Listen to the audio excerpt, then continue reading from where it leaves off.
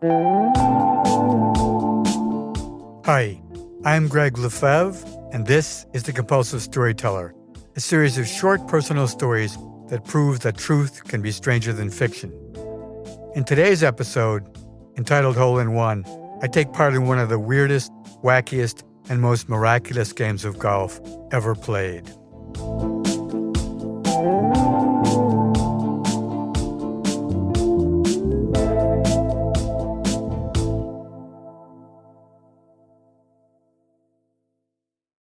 The story you're about to hear happened almost 50 years ago on the Highland Links Golf Course in Truro, Massachusetts.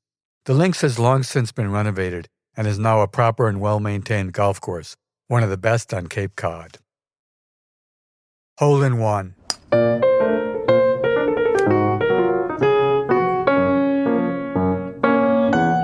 My friend Dan and I are pulled from the back end of a line of golfers waiting to tee off. We're shepherded to the front of the line to make a foursome with Bruce and Jonathan, two lawyers who were down from a big Boston law firm. They are perfectly dressed in the golf attire of the day, with brightly colored pants, bold print shirts, and expensive-looking blazers. Their golf spikes are brown leather with tassels, and they're standing alongside the latest in golf equipment. When they look the two of us up and down, they are visibly unimpressed. Dressed in t-shirts and sneakers, with our long hair hanging down, carrying old, skinny, tattered and faded plaid golf bags. Mine has even been duct-taped in places. Their lips seem to curl in disbelief. They have a whispered conference where they are no doubt considering rejecting the matchup, when the man overseeing the tee-off area addresses them. "Gentlemen, please tee off. The previous players are already well ahead of you." The lawyers don't look happy at all. Nonetheless, one of them suggests that Dan and I tee off first, at which point I defer to Dan. He steps forward and tees up his once white golf ball, so old now that it's a pale yellow. After a couple of stiff practice swings, he addresses the ball, wagging the head of his club way too many times out of sheer nerves. Then he raises it high and takes a mighty swing. His ball remains on the tee, but what looks like a brown bird flutters down the fairway. The flying object, not a bird at all, but the head of his ancient wooden driver, which has broken off. Part of the shaft is spinning around, making it look just like a bird in flight. Everyone online laughs, but not our new golf partners. And so begins our epic matchup.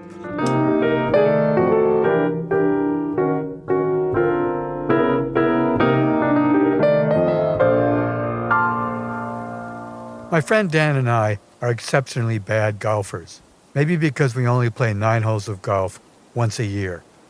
Before we go to the chosen course, we play a round of miniature golf and visit a driving range to tune up our games.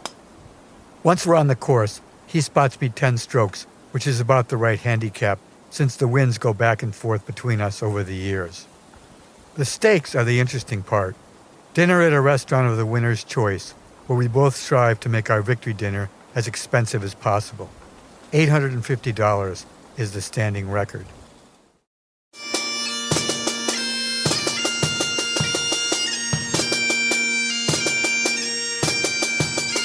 The year is 1976, and today we're playing at the Highland Links in Truro, Massachusetts, on Cape Cod.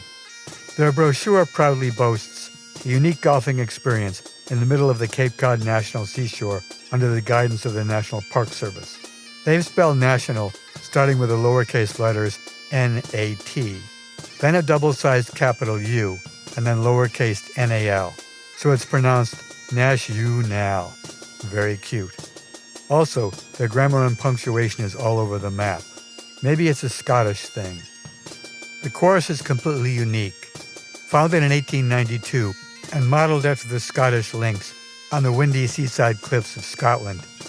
It, too, sits atop a high, windswept series of sand bluffs overlooking the deep blue North Atlantic. The 9-hole course parallels the sea, meandering through the sand dunes, tall dried seagrass, and scrubby stunted pines. You can feel the chill winds from the cold waters below that sweep across the course, feeling brisk even in midsummer. The exceptionally tall, white, and picturesque Truro Lighthouse is also visible from all the holes. Upon closer inspection, though, the links have the look and feel of a golf course that has seen better days. The clubhouse needs a coat of paint, the greens are parched and spotty in places, the golf carts are rusty with threadbare cushions, and the unraked sand traps harbor windblown debris of all sorts. Returning to our story, we're now back where we started from. Dan's mishap at the first tee, which we call the bird, is over. His second tee shot is relatively straight, but still a short shot. I follow Dan with a couple of slices, my balls disappearing forever into the deep scrub of overgrown bushes and pines adjacent to the course. I don't even think about retrieving them. Then I duff another one, almost as far as Dan's short shot. Next up, both lawyers hit long straight drives down the middle of the fairway and head off on their golf cart without even looking back. Dan and I race to our balls so that we won't hold them back. At this point, the lawyers have both put a ball on the green, but stay on their golf cart where they are, gesturing for us to play through. Dan's meager drive is well short of them, but mine, miracle of miracles, really takes off, and before I can yell four, it bounces off the rear end of their cart. The wind is right, so I can hear a loud boing as it strikes. In the distance, I think I can see Bruce give us the finger, held high and long. They seem a little gun-shy now when we both chip up onto the green, but there are no more mishaps on the first hole. After we putt out, Bruce asks our scores, and I'm embarrassed to report a 9. I don't dare ask for a double mulligan, or even a single one. Dan tells him with a smile, I hit an 8, which includes the bird. Bruce doesn't return his smile, but instead shakes his head from side to side in disgust. Bruce and Jonathan tee off first this time and drive off in their cart, so they don't witness our next stunt. It's as if we're masters of the golf fuck-up. We accomplish things that quite possibly may never have been done before in the game. This one is mine. The tee area is a little muddy from runoff, so when I hit the ball, it disappears. When I look around to see where it's headed, because I topped it, the ball has been driven down deep into the mud.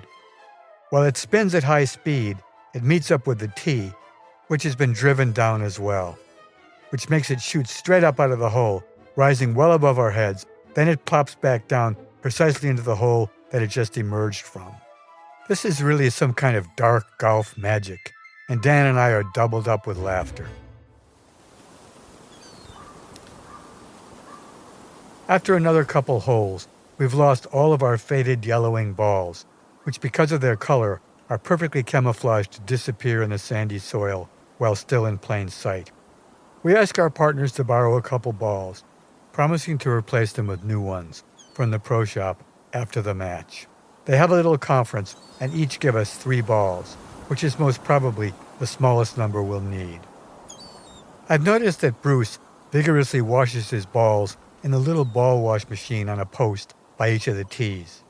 He not only washes them and dries them thoroughly on the towel hanging on the machine, but then he further cleans them with a small towel from his golf bag.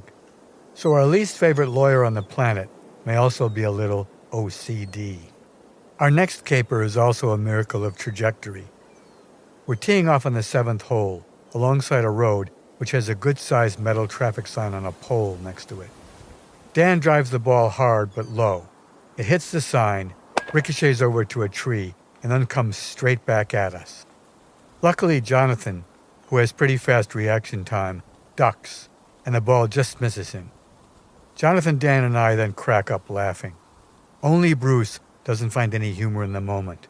I whisper to Dan, "It's a shame the ball didn't hit Bruce right between the eyes."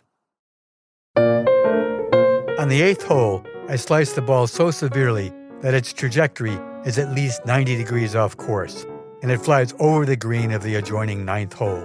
It then sails over the chain link fence that separates the golf course from the visitors' parking lot at Churro Light.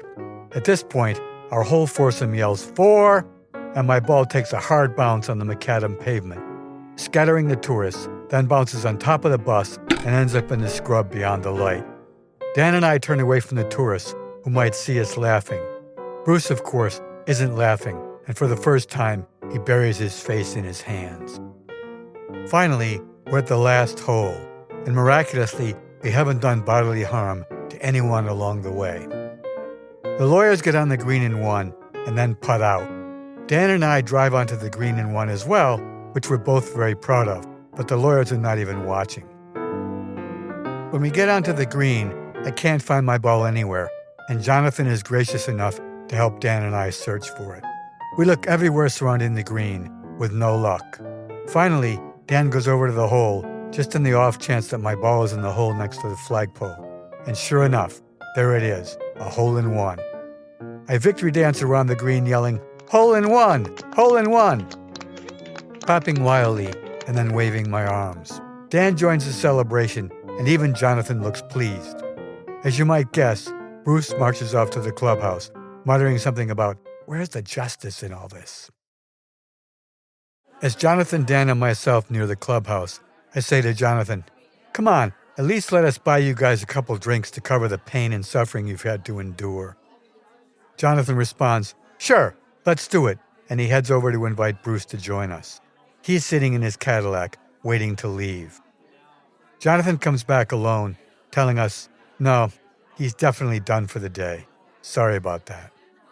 In the bar, I order a bottle of their best champagne, which, judging by its price, isn't a very good one.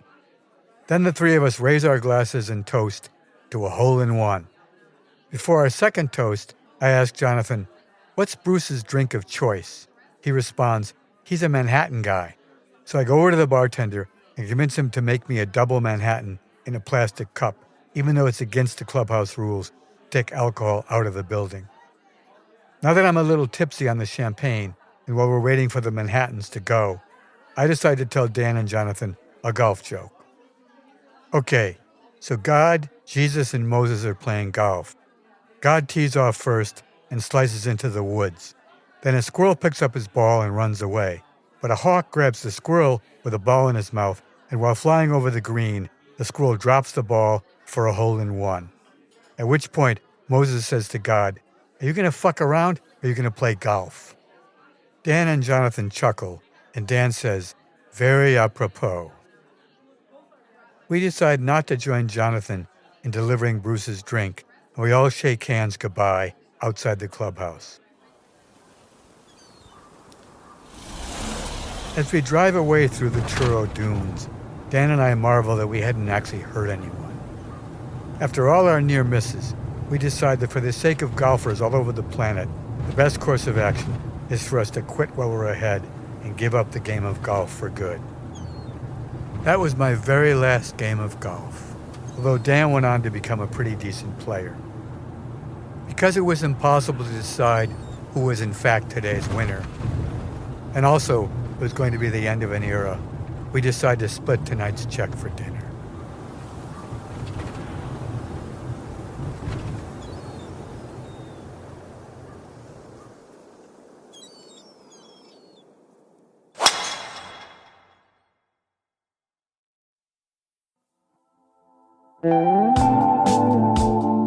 The Compulsive Storyteller is written and narrated by me, Gregg LeFevre, and co-produced with Peter Kokoma, who's also made our theme song.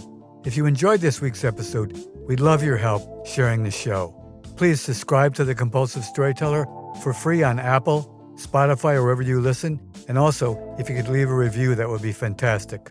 Follow the show on Instagram at The Compulsive Storyteller, and check out our website for more information at thecompulsivestoryteller.com. Thanks for listening, and if you don't like this one, the next one will be another story.